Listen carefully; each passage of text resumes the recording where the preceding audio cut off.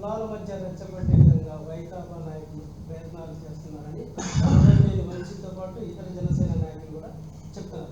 ఏం జనసేనలో అందరూ మాట్లాడరే, మరి కాపులు ఏం మాట్లాడుతున్నారే? నానాజీ ఆయనే, మరి బొలిశెట్టి శ్రీనివాస్ ఆయనే, దుర్గేష్ ఆయనే, కాపులు మాట్లాడుతున్నారు. మరి కడమ లేరా? కడమ ఎందుకు మాట్లాడలేదు చెప్పండి నాకు. మీ కూటమి ప్రభుత్వం కదా, చంద్రబాబు ఎందుకు మాట్లాడలేదు? వాడు నేరస్తుడు, అందుకే వాడికి శిక్ష పడిందని చెప్పడే. నువ్వెందుకు చెబుతున్నావు? నీ లైన్ ఏంటి, ఆ లైన్ ఏంటి? తెలివిగలడు చంద్రబాబు, బుర్ర ఉండోడు, నీకు బుర్ర లేదు, తెలివి తక్కువడివి, అందుకని నేరస్తులు బుధాన్ని వేసుకుంటున్నావు. చంద్రబాబు మాత్రం ఆ విజిలెన్స్ గారిని పిలిచి ఓదార్చి, అమ్మ నీకు న్యాయం చేస్తాను, ధర్మం చేస్తాను, నేరస్తులందరూ శిక్షింపజేస్తాను అని మాయ మాటలు చెప్పాడు. నువ్వు మాయ మాటలు కూడా చెప్పలేవు, దొంగ మాటలు చెబుతున్నావు. ఏంటిది నాకు అర్థం కాలే. నేరస్తులు ఏ కులం వారైనా శిక్షించవలసిందే అంటే నేరస్తులు ఏ కులం వారైనా చంపేయాల్సిందేనా ఏంటిది? బుర్ర తక్కువ మాటలు మాట్లాడి అనవసరమైన గందరగోళాన్ని సృష్టించి చివరికి అపాస్వాలయ్యే పరిస్థితికి ఇవాళ జనసేన పార్టీ వచ్చింది.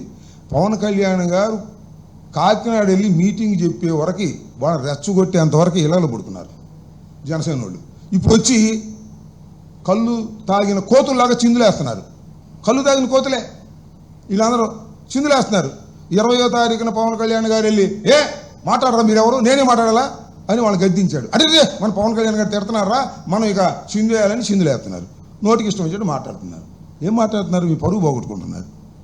అసభ్యకరమైనటువంటి భాష మాట్లాడి మీ పరువు పోగొట్టుకుంటున్నారు.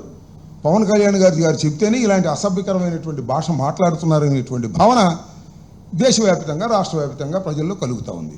పవన్ కళ్యాణ్ గారు ఇప్పటికైనా కంట్రోల్ చేసుకోండి. ఆ కళ్ళు దాగిన కోతుల్లాగా ఇష్టం వచ్చినట్టుగా మాట్లాడుతున్నటువంటి మీ జనసేన నాయకులకి కాస్త బుద్ధి చెప్పండి, లేకపోతే మీరు కూడా కళ్ళు దాగి డాల్ చేయండి. అంతకన్నా చేసేది ఏముంది? దుర్మార్గంగా మాట్లాడుతూ ఉన్నారు. మాకేంటి చెప్పండి? మాకేమన్నా ఆయన గాదే సాయికృష్ణ మా పార్టీనా? మీ పార్టీయే కదా, మేము జనసేన అన్నారు కదా. మీ పార్టీ కూడా చచ్చిపోతే మేము పలకరిస్తే ఏంటి మీ సుపనేతనో నాకు అర్థం కాలేదు. డ్యాన్స్ చేస్తున్నారు కళ్ళు దాగిన కోతుల్లాగా. తప్పిది. ధర్మం ధర్మంగా ఉండాలి, న్యాయం న్యాయంగా ఉండాలి. పోలీస్ స్టేషన్లో దారుణమైన హత్యలు జరుగుతూ ఉంటే వాటిని సపోర్ట్ చేసేటటువంటి అప్రజాస్వామికమైన పద్ధతుల్లో మీ పార్టీ దిగజారిపోవటం క్షమించరు ప్రజలు, మేధావులు అనేది కూడా గుర్తుపెట్టుకోండి. పోలీస్ స్టేషన్లో ఏ వ్యక్తి చనిపోయినా, చంపబడ్డా, సాక్ష్యాధారం లేకుండా కాల్చివేసినా ఖచ్చితంగా ప్రభుత్వం రియాక్ట్ కావాలి. ముఖ్యంగా జనసేన పార్టీ రియాక్ట్ కావాలి. రియాక్ట్ కాకపోతే కాపోయింది. పోలీస్ స్టేషన్కి, హత్యాకాండకి, నాగరాజుకి సపోర్ట్ ఎందుకు చేస్తున్నారు నాకు అర్థం కాల. జనసేన నాయకులు అక్కడ కూర్చొని జిందాబాద్లో కొడుతున్నారు. నాగరాజు జిందాబాద్, నాగరాజుని అరెస్ట్ చేయడానికి ఇల్లేదని. ఏంటిది? ఎక్కడ పోతున్నారు మీరు? కొద్దిగా ఆలోచించుకోండి, ఆలోచించుకుని మాట్లాడండి. లేకపోతే చంద్రబాబుని సలహా అడగండి, చెప్తాడు తెలివిగల సలహా. బుర్ర తక్కువ మాటలు మాట్లాడుకుని నాశనం చేసుకుంటున్నారు. ఇది సరైనది కాదు, సభ్యత కాదు, తెలుసుకోమని కోరుతా ఉన్నాను. రాష్ట్రంలో తల్లులు కన్నీటి పెడుతుంటే కూటమి ప్రభుత్వం 2 ఏళ్లు సంబరాలు చేసుకుంటుంది. నిజమేగా మరి? 1 కాదు 2 కాదు.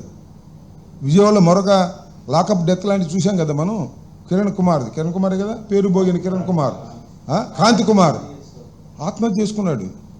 దాని మీద కూడా రిపోర్ట్ ఇచ్చారు, కేసు కట్టారు. ఇప్పుడు మర్డర్ కేసు కట్టొద్దు, అతను సాక్ష్యాధారాలు వచ్చిన తర్వాత దాన్ని కర్మం చేయమని దళిత సంఘాలన్నీ కూడా డిమాండ్ చేస్తున్నాయి. ఈ 2 కేసులు కృష్ణలంకలోనే అదే పోలీస్ స్టేషన్లో జరిగినాయి. అదే పోలీస్ స్టేషన్లో రక్షించాల్సింది పోయి భక్షిస్తున్నారు. ఏమిటిది? ఎంత దుర్మార్గమయ్యా! కంచే చేను వేస్తే ఏమైంది చెప్పండి? రక్షించవలసిన వాడే భక్షిస్తే ఏమైంది చెప్పండి?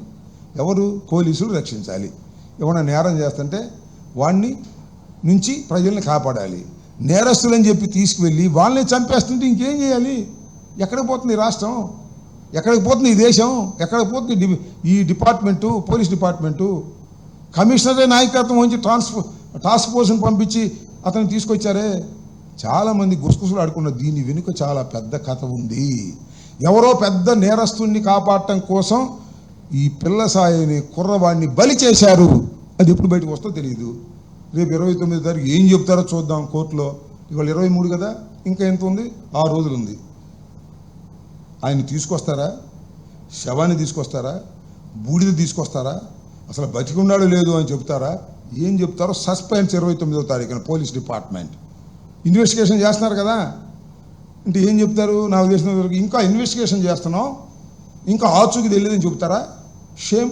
చూద్దాం రేపు 29వ తారీఖున ఏవి సమాధానం న్యాయస్థానం ముందు కోర్టు వారు చెప్తారు.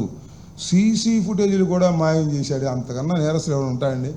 పిల్ల సాయి కన్నా పెద్ద నేరస్తులు పోలీసు వాళ్ళు. ఇక్కడ పిల్ల సాయి కన్నా పెద్ద నేరస్తులు పోలీసులు. ఎంత నేరస్తులు? చంపటం, శవాన్ని మసి చేయటం, ఆ మసిని కూడా దాచేయటం, సీసీ ఫుటేజ్ తొలగించటం. ఇంతకన్నా నేరం ఏం కావాలి ఈ సమాజంలో? పిల్ల సాయి చేసింది ఏంటి పాప? 2 కేసులు 3 కేసులు ఉన్నాయి అతన్ని, అంతే కదా. పోలీసులు చేసిన కేసులు ఎన్ని? ఇక్కడే 3 కేసులు ఉన్నాయి. మర్డరు, బూడి చేయటం, సాక్ష్యాధారాలు లేకుండా తొలగించడం. ఇంకెన్ని నేరాలు చేశాడు ఈ పోలీసు వారందరూ కలిసి? ఒకటి చేస్తాడు. ఇది నాగరాజు ఒక్కడి వల్ల అయిద్దా? నాగరాజు ఒక్కడి వల్లే పోలీస్ స్టేషన్లో సీసీ కెమెరాలోని ఫుటేజ్ని తీయటం నాగరాజు ఒక్కడి వల్లే అవుతుందా? చెప్పండి నాకు. అఫ్ కోర్స్ ఈ may be station house officer, రావాలి కదా, టెక్నీషియన్ రావాలి కదా, వాడిని పిలుచుకు రావాలి కదా. చాలా ఘోరంగా ఉంది ఈ వ్యవహారం. ఈ సిట్ అనేది నేరస్తుల్ని కాపాడడానికి మాత్రమే పనిచేస్తుంది అనేది నేను ఆరోపిస్తున్నాను. దానికి సమాధానం చెప్పవలసిందిగా కూడా ఈ రాష్ట్ర ప్రభుత్వాన్ని, హోంమంత్రి గారిని, హోంమంత్రి కావాలని కోరుకుంటున్నటువంటి పవన్ కళ్యాణ్ గారిని కూడా దీనికి సమాధానం చెప్పమని చెబుతున్నాను.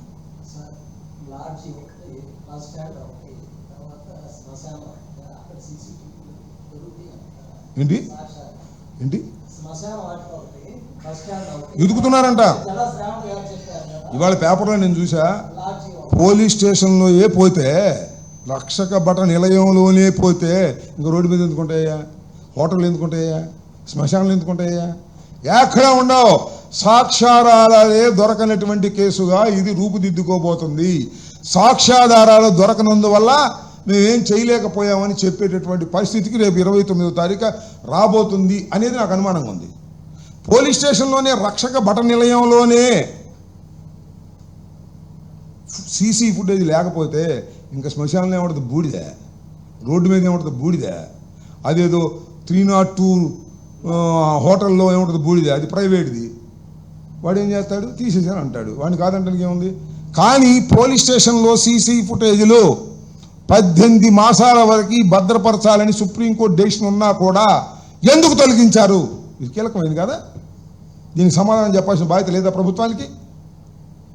సో ఇదంతా కూడా మసిబూసి మారేడికాయ చేస్తున్నారని నేను మొట్టమొదటి చెప్పాను. ఇప్పుడు దానికి ఆధారాలతో చెప్తున్నాను, అర్థం చేసుకోమని ప్రజలను అడుగుతున్నాను. సిబిఐ విచారణ తప్ప, లేదా ఎన్ఐఏ విచారణ తప్ప రెండో మార్గం ఈ కేసుకు లేదు. ఓకే.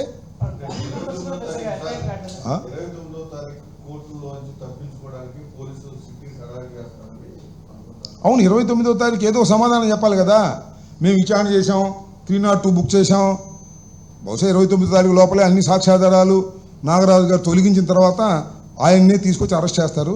అరెస్ట్ కూడా చేసాం, ప్రొసీజర్ ప్రోగ్రెస్లో ఉంది అని చెప్పేదానికి ప్రయత్నం చేస్తున్నారు. నాగరాజు బయట ఎందుకున్నాడు నాకు అర్థం కాలేదు. ఆ రోజు నా కేసు పెట్టంగా నన్ను ఇక్కడ తీసుకెళ్ళారుగా, ఇక్కడ నుంచి తీసుకెళ్ళారు. ఇంట్లో అతను ఇంట్లో హాయిగా ఉంటే ఎందుకు పట్టుకోవట్లేదు అతన్ని?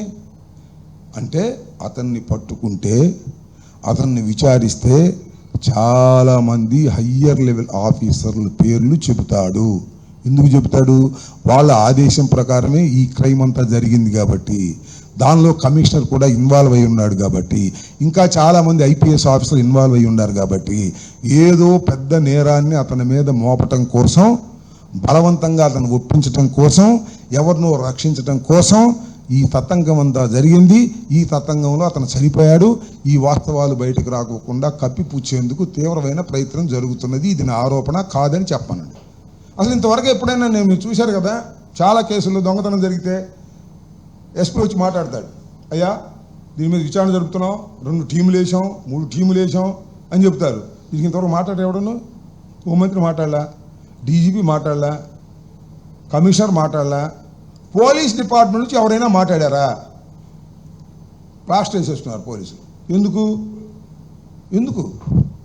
వాస్తవాలు చెబితే భయంకరంగా ఉంటాయి కాబట్టి, ఆ వాస్తవాలని రూపుమాపేటటువంటి ప్రయత్నం చేస్తున్నారు కాబట్టి. ఎలా సాక్ష్యాధారాలు లేకోకుండా సీసీ ఫుటేజ్లన్నీ కూడా తీసేసి అప్పుడు చెబుతారు నిజాలు. అబద్ధాలని నిజాలుగా చెప్తారు, అప్పుడు సాక్ష్యాధారాలు మొత్తం పోతాయి. ఇది వాళ్ళ ప్లాన్. అర్థమైంది కదా? ఓకే.